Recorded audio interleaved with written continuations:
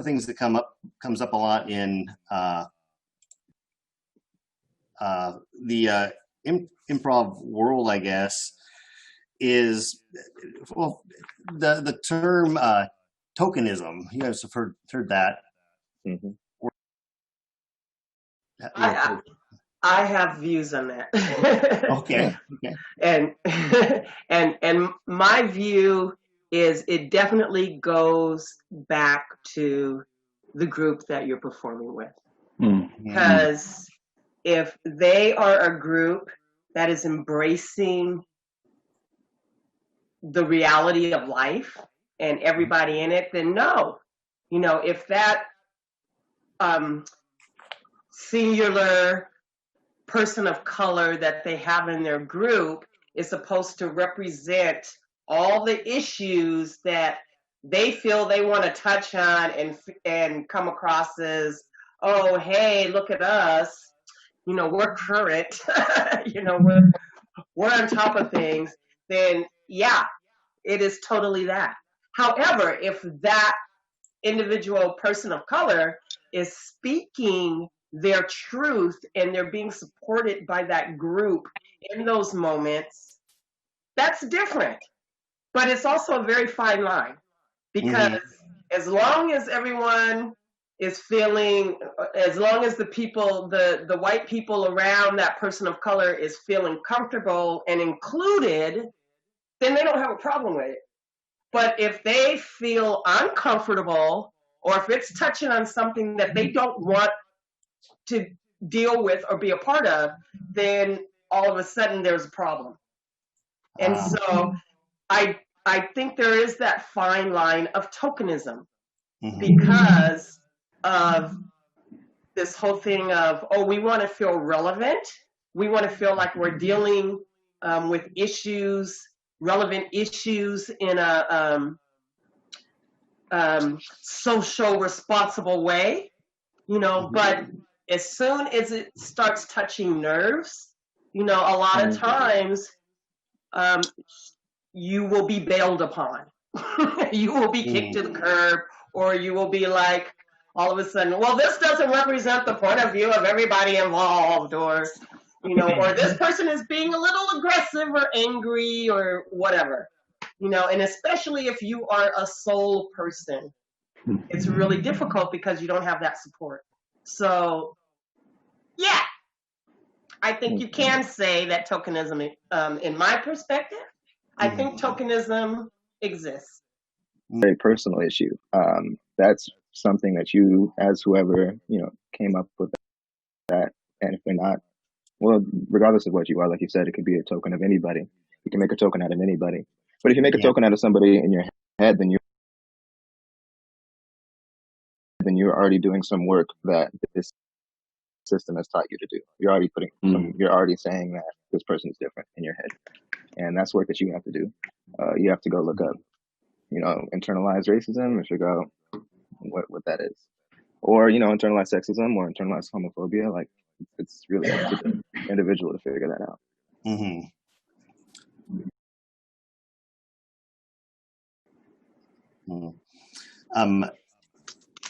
Another thing that I was wondering about is one of the things that happens, I think, in improv in general, is we do sometimes shy away from social issues on this whole crazy thing. The voice, having a voice and using it at a venue or on a platform of improv scenes, fictional improv scenes.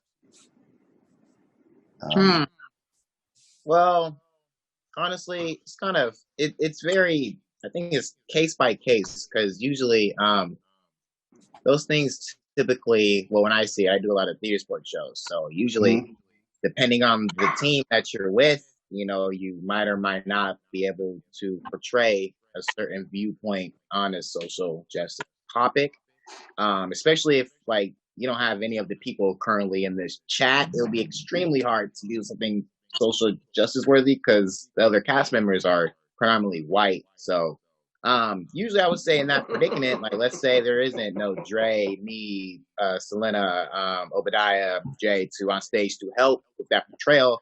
and it's just a group of white people, and you guys are stuck on there, and you're like, what do we do in a situation? That's the perfect time to pull out your old white allyship book and see what you can do with your voice and your current privilege at the time to amplify that current situation. You know, you don't necessarily have to be apologetic or always sorry. Just be like, we're not going to do it because X, Y, Z, or shy away from it because, you know, it's like everywhere else in the world is not shying away from it one way or another. So why should we? We're a form of arts. So, but let's say one of us is on stage.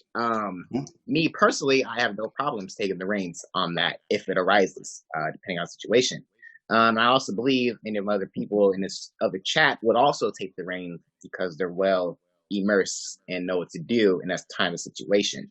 So it just, again, depends case by case. Like I recall a theater sports, we were doing arms debate, and Bill Z was my debater, and I believe it was along the lines of Trump, and he was basically he was the one agreeing with Trump, and he felt so uncomfortable doing it. We just ended up agreeing with each other, and the scene ended really quickly. And I remember during notes, he apologized about that. He was like, "Oh, I'm so sorry, you know, like I realized, like, you know, like I'm not really like that, but I understand, like in those times, like I have to portray that." And, you know, that's a good realization that he had because just how racist people portray themselves in the movies, like, you know, they're not racist, but they're portraying that racist character. You know, you have to do that. The movie is portrayed a certain way. So, you know, that's another way, you know, you can help out is just, you know, maybe you have to play the bad guy. You know, we won't think you're a bad guy after the scene, but, you know, it helps because it helps develop the whole scene. So it's just, again, it's just very case specific, but you know, it just depends on who you got on deck, depending on the show that you're doing, I think. Yeah. I agree. In acting, we're playing characters. We're supposed to be playing characters. I know in improv we have a lot that comes from ourselves because it's on the spot. But we're supposed to playing characters. So I definitely agree with you. And I remember a show we did. I think it was Tony, who's doing tech. Actually, was playing the bad guy. He was playing. It was Obadiah. And I know I was sitting next to Tony. We were watching it, and Tiffany. It was I think a Ray Bradbury show, and Obadiah played a Martian coming up a Martian, but he landed on Venus. He was coming to Venus, and he met a Venetian girl. And I think Tony was either the brother or the father or something. Who was the Venetian father who was really against this relationship, and I remember Tanya, you were just like slapping your leg. You're going, oh my god! You're laughing. It was and it was perfect. I mean, and we're the only black guy on stage, and you're playing this Martian. And that bravery is really important. The babies. No, the bravery. Oh, the bravery. The bravery. I remember at another time I was in the audience. I don't remember if I was a cast member or an ensemble member yet, but I gave up the suggestion slavery at one point, and people on the stage were pretty uncomfortable with that, and they what was the suggestion? Slavery. Oh, yeah, you remember that. You're next to me. Yeah. And I remember the feeling as an audience member being like, they didn't take that, and then I began to wonder why slavery was something that I shouldn't have said, or something we shouldn't be talking about in this room of artists who should be free from, like Billsy said in those notes, like I should have been free from the character.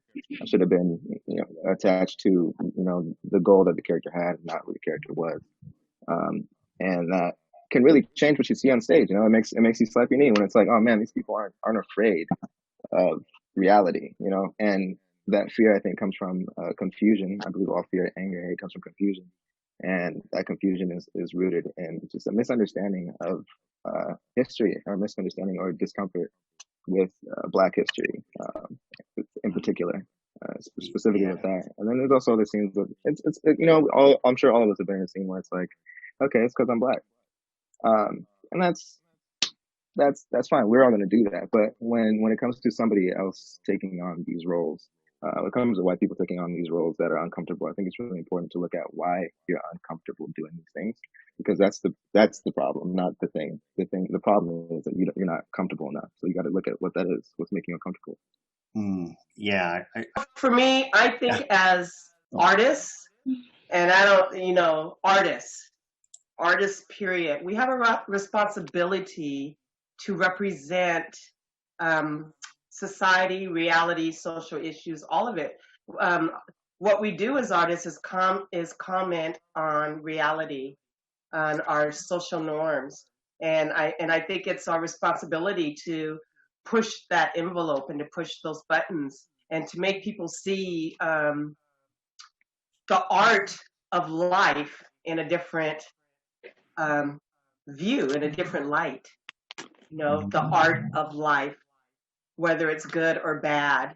And that is why we are artists and why we do the things that we do, is because in different ways we're expressing our voices in terms of what we like and don't like, and how we're being molded and formed through our experiences, our social experiences, and then at the same time expressing the wrongs, the rights, the goods, the bads that we see in those experiences. I mean, that's an artist.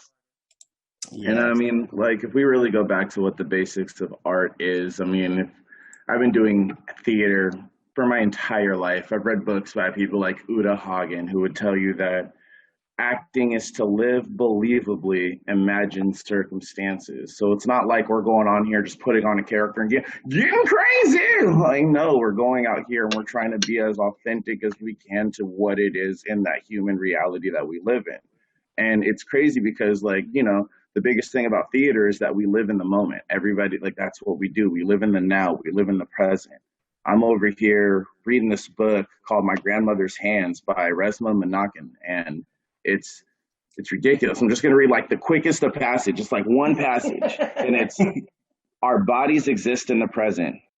To your thinking brain, there's the present and the future, but to the traumatized body, there is only the now.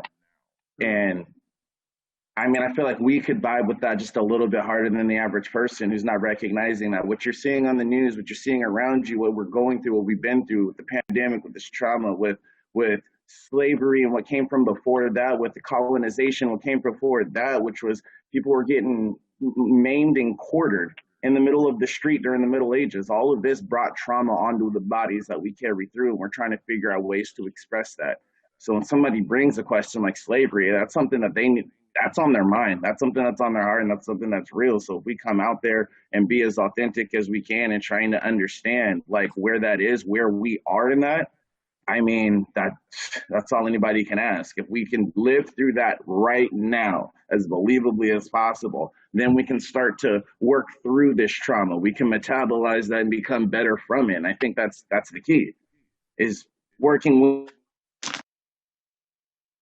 There was a question that I had about, we hear the term white guilt, and I was wondering what your kind of definition, anybody wants to take it, a definition of that is, because there's the white guilt, but there's also human compassion as well, and trying to figure out like what the big difference is.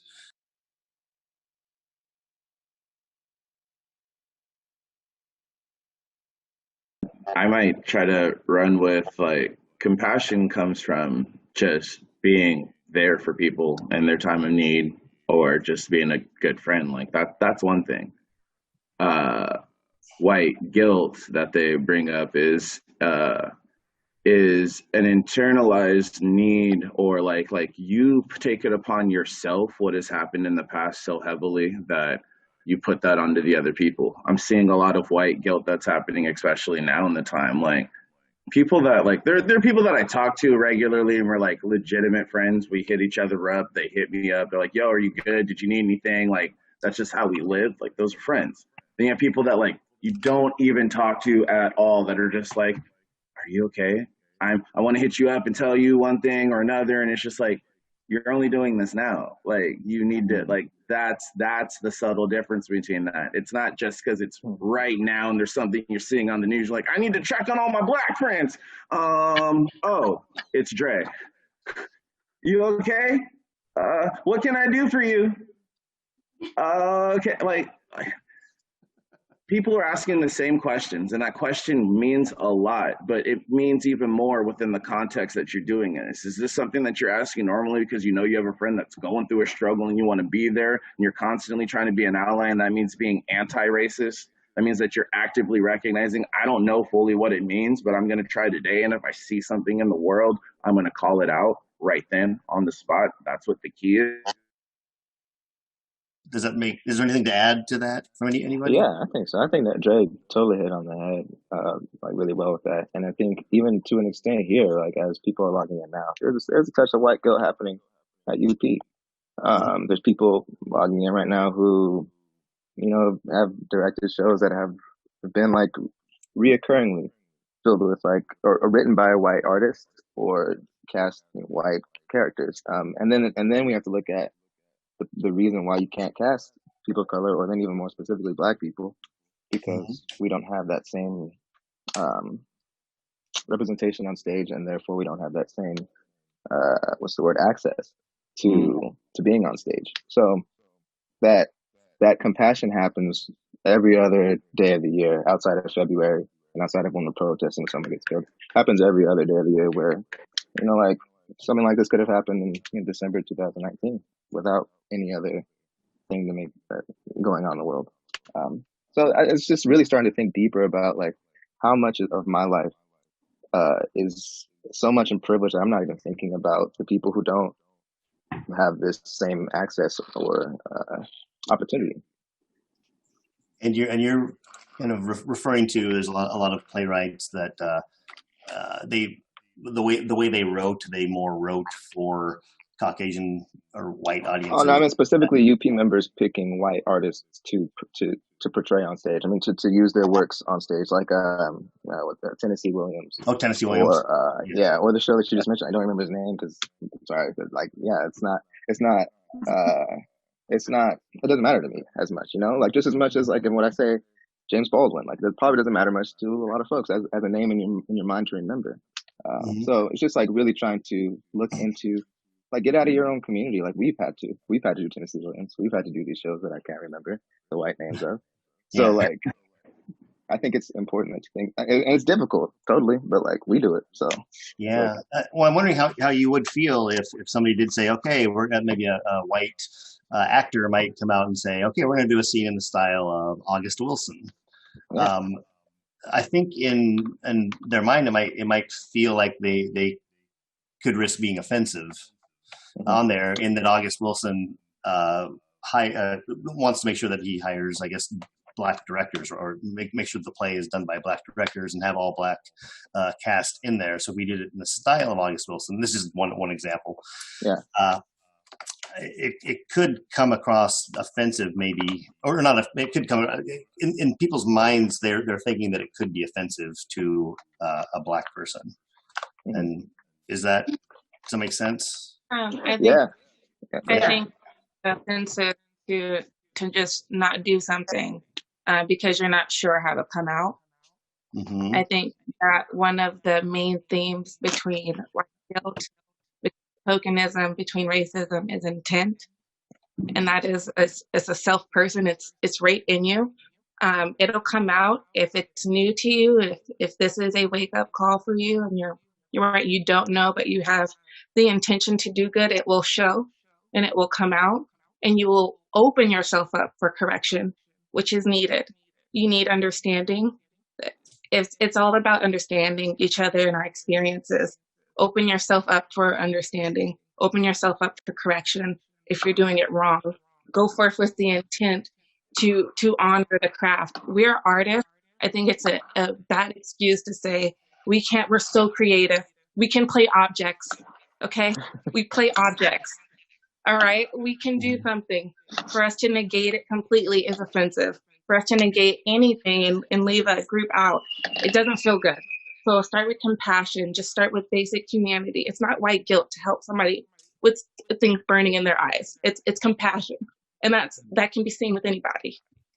So I would say open yourself up to it. Allow yourself for correction. Okay, if you make a mistake, I think we all want we want to help. We want to flow. So just go in with that intention and trust the people you're on stage with. I mean, I trust you guys. I don't know that stuff sometimes, and I trust you guys, and we just go for it. And then you guys support me. You notice that you guys support me, and you guys make me look good. Let's do that. Let's just implement these things that we know. We all know. We all have the power to do this. This isn't just a Black guy's problem and solution. This is a conversation with everybody. And that's what I have to add to that. And I love that. And I'd say for the people at home, leave it to the professionals. And for the professionals, that means you got to do something. We have a platform, we got to use it. You said it beautifully. So how would a white actor play like a Maya Angelou style without practicing or any style without practicing appropriations, I guess? Is there any? That's a question you ask yourself. You ask yourself, how would I play this? How do I honor this craft? How do I honor the subject? How do I play Sesame Street? You think about it. You ask yourself, and then you go forth with it. It's going to be a case by case basis. There's not a once-all answer for this. It just really calls its work.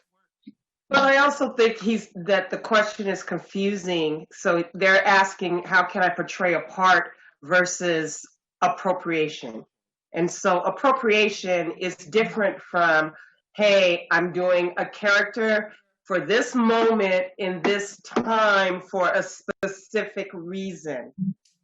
Appropriation is, I'm doing a character to serve myself, to make fun of a situation or a certain group, because I think this is funny, or I think this is gonna make me popular or whatever. It's for self-service. So the thing is, if you're doing a character because you believe that you portray, that you can voice this character to a certain audience in a way that is informative, that's one thing. Doing something to serve yourself as a joke for fun because you think it's humorous, or where you're taking advantage of another culture, is different. And so I think there's kind of that question, though, is a need of understanding of what appropriation is when it's self-serving versus being informative, using a character to inform. When we step on stage and take over, or we try to take on what is a theme, we're not looking at the person and like who they are and talking about them as a Black person or like as a white person, Asian person. We're thinking about, okay, Maya Angelou, her themes are freedom, her themes are women's freedom, independence. So this is what we're looking at. So whoever is asking that question, like worried about appropriation, you're a little dangerous, and you need to start thinking about what is it that you're afraid of inside of you that makes you uncomfortable to play these roles, because they're not dangerous. It's actually, you're considering the race before you're considering the theme of the work. And that's we don't even think about it with the white playwrights as far as like Chekhov is Russian, or Tennessee Williams was Deep South, or different nationalities of playwrights who happen to be white. We should give the same respect to the Black playwrights, Hispanic, Latino. I mean, all the other playwrights of varying colors. Yeah, that's great advice. And Tiffany has seen another question. I've seen another question from somebody named Live the Question. Live the Question, okay. Yeah, so I think it's a philosophical question about what's motivating you as a performer. Is it about what am I asking the audience to admire? Me, the actor, or the story, the style, and the author's insights? So it's maybe kind of a philosophical about what you're choosing to perform for in the moment. So I think it's a combination of both. Sometimes it is me, the actor, and sometimes it's I'm really into, you hit upon a story or a subject that really matters to you. But I do think there's sometimes a little bit of me, the actor, in there, where you want to do good. You want to feel like you're performing or being accepted. It's hard to be a performer and not have yourself into it. I mean, not have a bit of yourself be a part of it. And I'm saying this tongue in cheek. But I do think that, I think if someone was to say, oh, no, I'm just always socially aware and everything I do is about, no. As performers, there's a bit of egotism that's involved. We're needy people. We are needy people. Yeah. I do think most artists are out there because they are artists and they believe in what they're doing and they have something to say in a way that, this is their venue. This is the only way that they can get their voice out, and I do think that most artists are working from that point of view of, expression and not so much egotism. Mm-hmm. Like, really, that's what it's about. You're on the stage with the most talented people that you know. So whenever you're on stage with them, it's all about highlighting them and their work. It's about, of course, being willing to take your own spotlight. I can't be worried about the metaphysical people that might be watching somewhere elsewhere. I'm doing it for the people that are right here that asked for it, and they asked for it for a reason. So I'm going to give it to you in the best way that I can and support these people who are dope. All of them, dope. Just look at this. I can just say something and throw you out there, and then you'll survive because you're that dope. Like, it's fun. Another question coming up, but I first just want to, I gotta put this picture up. I love this picture. It's our black eyes. Oh, that is a great picture. Hey. Yeah. I've never seen that picture before. That's a good one. In the background, just like, these guys driving me wild. Sure. I have one question from Sid, who's a member of the community, talking about tokenism earlier. So he's saying, he wanted to know, have y'all ever felt as a POC that you were cast in a show to be a token and that screwing with your confidence as a performer? And what will you just say to someone who is a POC who sometimes feels that way? Okay. And Sid, that's one of the realest, bro. That reminds me when I was starting off at SPU, trying to do this acting thing in college while doing philosophy and stuff. And oh, damn. Dre, bro. Somebody's got to get it. Dre. If I could say something while that's buffering Dre, and loading. It's buffering. Yeah, thank you. I say in response to that again, that's something that's on other people. Other people are going to see you, especially, I'll speak from my own experience. I get a lot of assumptions about me. I'm attractive. I'm very bold. I'm a woman. I'm a Black woman. I get a lot of people that have their own inference of who maybe I should be or where I'm going to fit. But as far as my own confidence, I don't see myself that way. I have to think about how I see myself and also remember that we have the power to tell the story that we want to tell, especially when we're on stage. And we're, way to go, Tiffany, you're saving the day. Scary. But just tell the story that you want to tell. Show people who you want to tell. And also, sometimes you're going to be a token. I'm the only Black girl in UP. Well, at the time on that, I didn't have the luxury to work with Selena until Black Ice. But before that, just me. So it might come off as tokenism. It might be tokenism. It doesn't matter. Right now, I have my moment and I have a voice. I have the performance. I have my own confidence and my own being of what I want to portray. And then I have the space to do it. So it may happen. But you have to make the best and know what you want to do as a performer and also have your own boundaries. If you feel like it's something completely tokenism that you don't want to be a part of, no, don't do it because that's not what I want to do. Yeah. Definitely. Yeah. I think, especially living in Seattle, 8 times out of 10, you're going to be normally the only person of color, whether it's within arts or anything, period. So I think it's as like easier said than done, and it sounds a little corny, but you gotta like use it to your own advantage. You know what I mean? Because if it is that situation, and it is tokenism, you clearly have an advantage over them off the bat, just being a person of color, you know, and like that brings its own flavor as it is. You know what I mean? So you just have to internalize and keep that mental stability that, you know, you are literally bringing your own thing on stage that no one else is going to bring. You know what I mean? And you have to put that out there, you know, because people are going to see you regardless if you are the only person of color.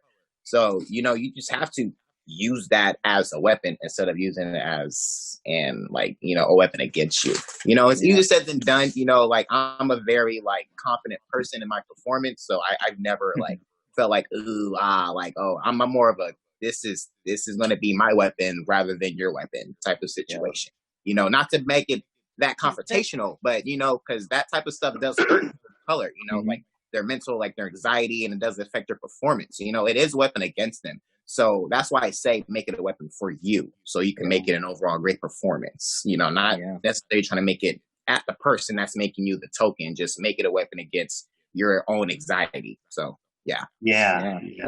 Oh, okay, cool. On top of that, I mean, if you've ever seen like the CW or like, you know, there's a lot of mediocre white people who are on stage.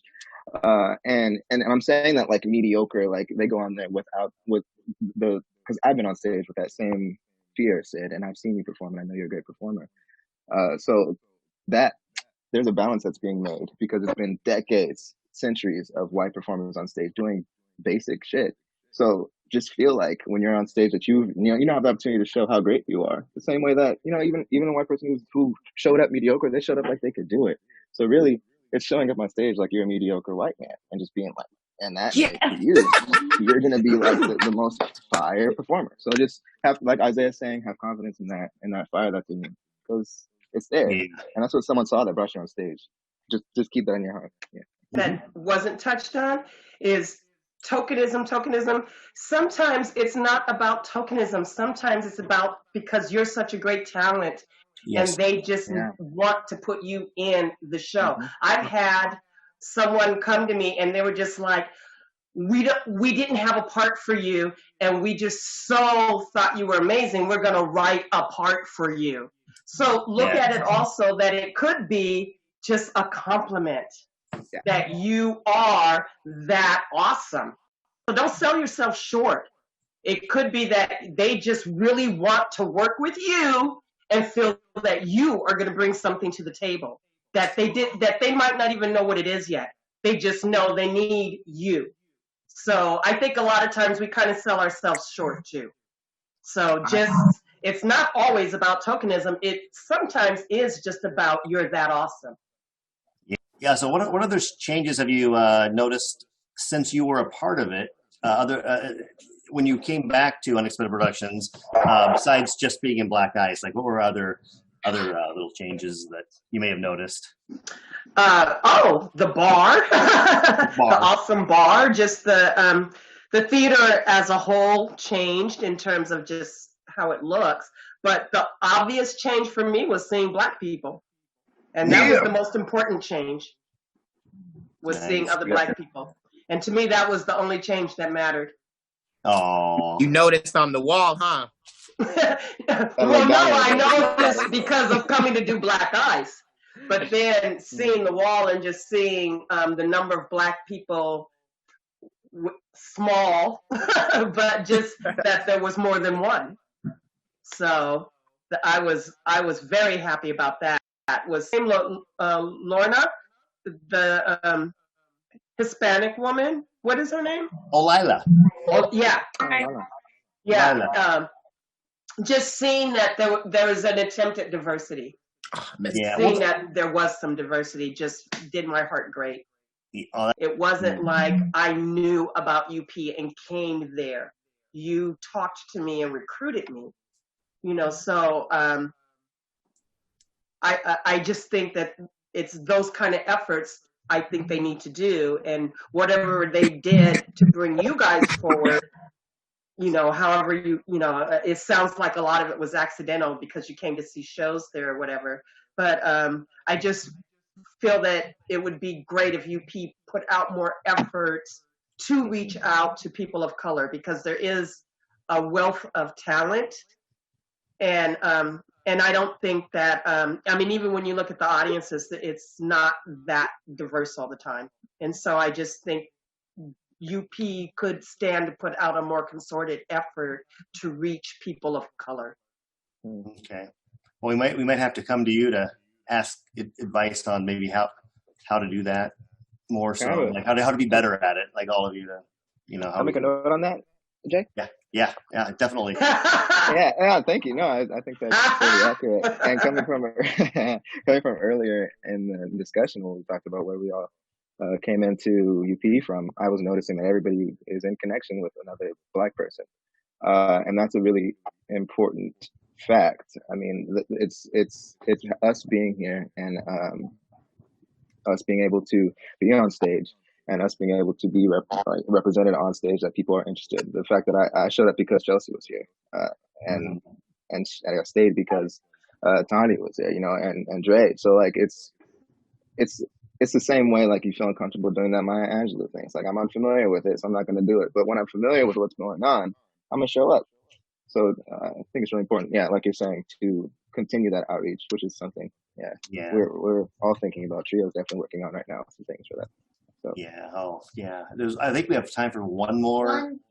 One final question, and then we'll do a general wrap up. And so what's the final question? So the final question is from Amalia Larson, who is an Improv 100. I love Amalia.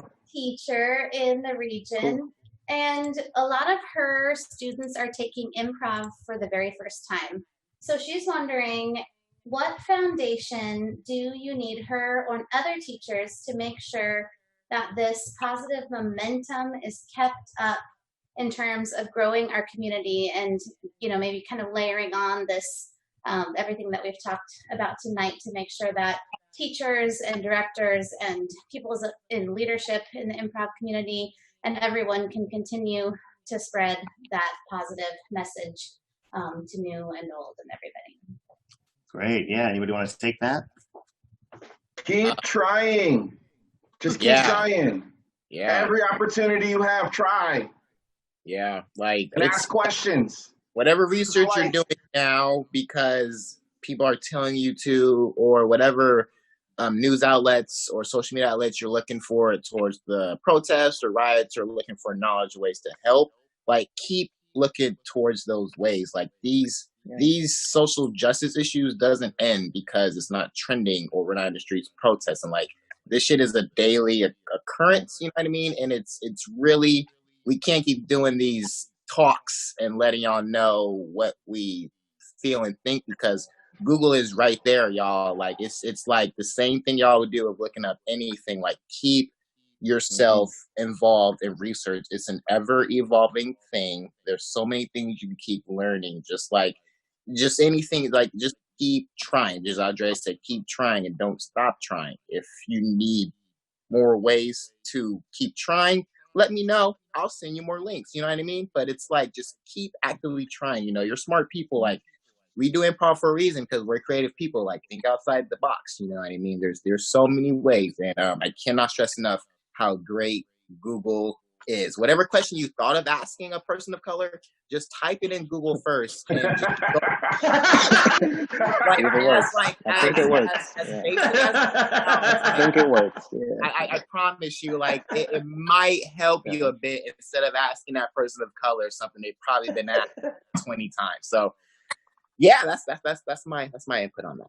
Tony, that compassion that we talked about earlier, you know, and get the compassion before you get the guilt, and just think about what you can do to support communities that don't have as much as you have. I mean, everybody should be doing it. Even I should be doing it with my gender or in my class. Like, those things should be on your mind all the time as a white person, or I don't know who's that, wherever you're coming from, whoever you are. So I think about who you have privilege over, because your privilege means someone's oppression. So you have to be thinking about, like, how can I give back to that? Oh yeah, that, I love that. Get the compassion before you get the guilt. That's so good. Right. Maybe that should be the next shirt. I want to say that we all have ideas and a lot of avenues. I think that we can support each other in the common goal, which is to get justice. I think we do need to mention what's going on, George Floyd, and the other person. I don't know. We don't know everybody, but we should mention their name because that is what this is about. All of this whole conversation are things that we could get on your own. I wanted to get into that before you got into something that you don't know about yet, which is what Trio is about to get into. But just think about your own community, and then think about who is in your community, because this isn't just a Black community thing. This is your community as well. This is for who I'm speaking to. This is white people. This is you. This is everybody. This is an injustice that's happening in our community, and we need to work together. What do we do in general when we want to raise awareness, when we want to cause change? We do the same thing. So we need to put our money where our mouth is. We need to speak about it. We need to raise awareness. We need to give compassion to our neighbors and go forth in that way. We already have these answers. You guys have them just as much as we do. We need to go forth. Now that we're realizing, some of us are now just realizing it's a problem. We've already been there. We're going towards solutions. So speaking of, that is a segue towards Trio and what we are trying to do. Something that you may not know, that you may not could Google yet, what we're trying to do in the Black community, and as far as what's going on right now, which is really always, it's not just right now, but it's been happening. Thank you. That's perfect. So if I could take it from there, Tandy. In terms of what we're looking to do as Trio. I mean, all three of us have got messages from multiple people, and we've been asked to do work, in order to teach people how to interact with what's going on these days. And we're all very generous folks, so we're willing to do that. We want to see a better world. So we're putting together a fundraiser where people can donate however much you can for Trio to be able to execute programming, and performances wherever we can in Black communities across. As far as the money will take us, we want to be able to go and do the shows that we do, and face those suggestions that we face, that we're not afraid to take. Where we want to do prison, we want to do slavery, we also want to do affluence, we also want to do Black Panther. We want to be the humans that we are, and show the world that Black improvisers are people, and Black people are people. We're humans. Like, we've been under so much pressure for the last 400 years, and we don't get to see ourselves represented in places where there's happiness very frequently, or where there's affluence, like in media and things like that. Even on stage at UP, So and we've heard a lot of people like, how can I help? And right now, one way to help is to give us money. Go into your pockets and give Trio money, and we will use that money to go into communities that don't see Black performers on stage. And we want to make sure that we get audiences that are full of all types of people. But I think, for me personally, I think for Isaiah and Tandy as well, it's important for us to be in front of Black audiences where they can see that improv is something that they can do too, because it's something that we showed each other that we can do, and we want to bring that to as many people as possible. So I can send you that link, Jay, if you could send it out to everybody. If you have a link or a thing, you can send it to me. We can make sure that we blast it out as well. You can find Trio Improv on Facebook. Oh, okay. Yeah. So Tiffany just mentioned. Sorry. We'll put it up there too. So you can find Trio Improv. You can go to Trio Improv on Facebook, and your all your links and your info is there at the Facebook. Yeah, I'll put it up right after this. We've just finished the GoFundMe. It's up right now under Improv the World. Improv the World. Okay. Improv the World. And it'll be my name. You can put in my name, Isaiah's name, or Tandi's name, and it should come up on GoFundMe. Yeah. Wow, nice. Yeah, I think people are wondering like what they can donate to, and of course, Unexpected Productions could we can help filter some of the money to you. Right? Yeah, that's one route, and I'm saying like that. That's definitely one route. Like, sign the petitions, find other organizations that can help Oh boy! I think we're about. I guess we're wrapping it up here. I just wanted to add one more little picture because this is kind of what brought us here. And I'm walking down Pike Street, and just literally right across the street from us, we have this nice mural now of George Floyd. It's up on. Oh really? Really? Right across from Starbucks. It's right across from Starbucks up there. Dang, they painted that fast. Yeah, I grew up the first video of somebody getting beaten by cops was Rodney King. That was kind of the first video. And then there's been multiple since. I guess the final question is, do you think this one might cause a change? Do you think this one's different than, say, the ones from 30 years ago or 50 years ago? Martin Luther King? Or the ones from last week or the week before last week? Or a couple of years. Yeah, I mean, like the riots, the stuff that's happening now in the world. Do you think it'll finally make some kind of change, or I don't think it'll make change until the person who's out here like killing people. If you're murdering people, you serve life sentences for murder. And if you sat there watching someone who is equally as armed as you, who's supposed to serve and protect like you, murder someone, you should also be tried with murder as an accomplice. But what do I know? I'm not a judge. What needs to be changed, none of these incidences are more than the other. It's a disgusting habit. I think the way it was phrased was a little bit, will this change? There is no honor. That death of any of them should have never happened. What needs to change is a nation that is not okay with injustice. Is a nation that is not okay with murder and not okay with it going uncharged. That's what needs to change. So I think that'll change when we change this society, when the powers that be that right now are okay with murderers being in charge of our protection. That's what needs to change. It's that we cannot advocate more that we are human. We cannot be more. I'm not going to say anything more or prove to anyone that I'm more human than I am now, that I'm worthy of life, that I'm worthy to jog down the street, that I'm worthy of my murder being convicted.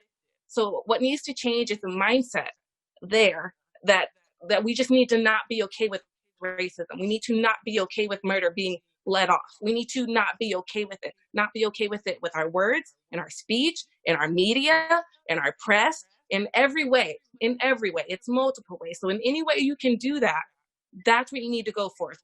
Go forth and preach that. Oh man, well said. I love that, and I know all of us have had experiences, with being discriminated against, and some worse than others. Educate. I think a lot of it is education. Yes, educate, and again, one of my favorite videos was of the three black women standing in front of the Nordstrom's broken window, making sure nobody went in to loot it, and they were saying, "Yeah, President Trump keeps calling the protesters thugs, and so I don't, if we do this, then we are thugs. I don't want this to happen. We don't want this to happen. We don't want it to be like that. We don't want to be called thugs." So they were like guarding the Nordstroms, and I do gotta end it with one of my favorite pictures there. So we don't need to necessarily end on a sad note. We can end on the lady stealing cheesecake from the Cheesecake Factory. I heard when she took the cheesecake, she said, "Oh, I need utensils." Went back in, got fucking utensils. And that wine glass under the cheesecake, she got all that shit. She got all that. Like that was premeditated. And you can see in her eyes she don't care. And I ain't mad at her. She got two white wine glasses. Like, how are you an honest thief? She said, "Oh, utensils." Girl, you are stealing. If you don't get the hell up out of here. Oh my goodness. Yeah. So many kills. Man. That cheesecake looks great too. No, she knew what she was doing. She's been eyeing that for weeks, passing by it. It is beautiful. That's more like this is more like a commercial for Cheesecake Factory. Yeah.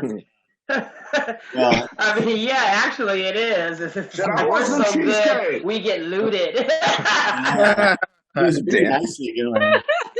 Yeah. That's pretty good. So good, you will loot. No, for real. It does look good like that. It is so good. Oh, man, they gotta hire you. No, there's no monetary value, man. We so good. Well, guys, it was so nice talking with you. And I don't want. I know this won't be the last time.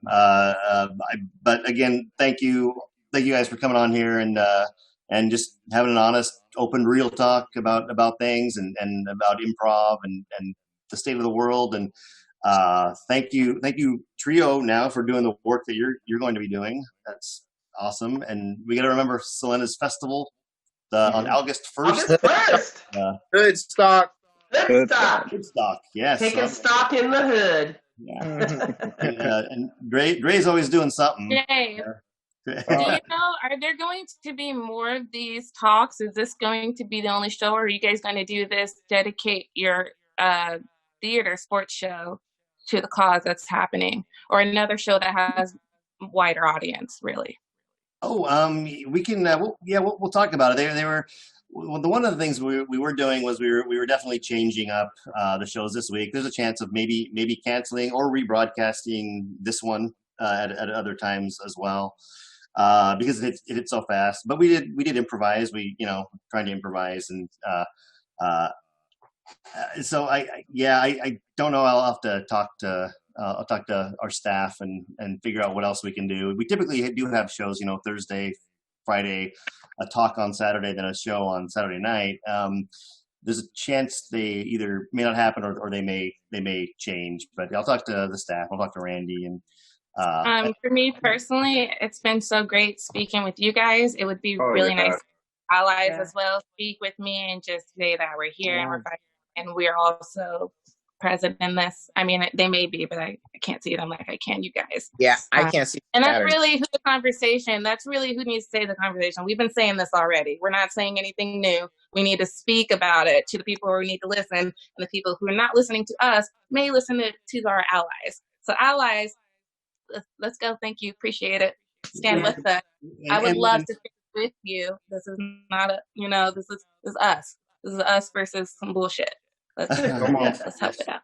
And would that be something you'd want to do this week? More stuff this week, but different. I know this is a long, nice conversation, but maybe get into some other art forms that speak out on this. Is it? Oh yeah. All right. Okay. Well, yes. Definitely telling. I know you're all down. You're all down with it. We're all.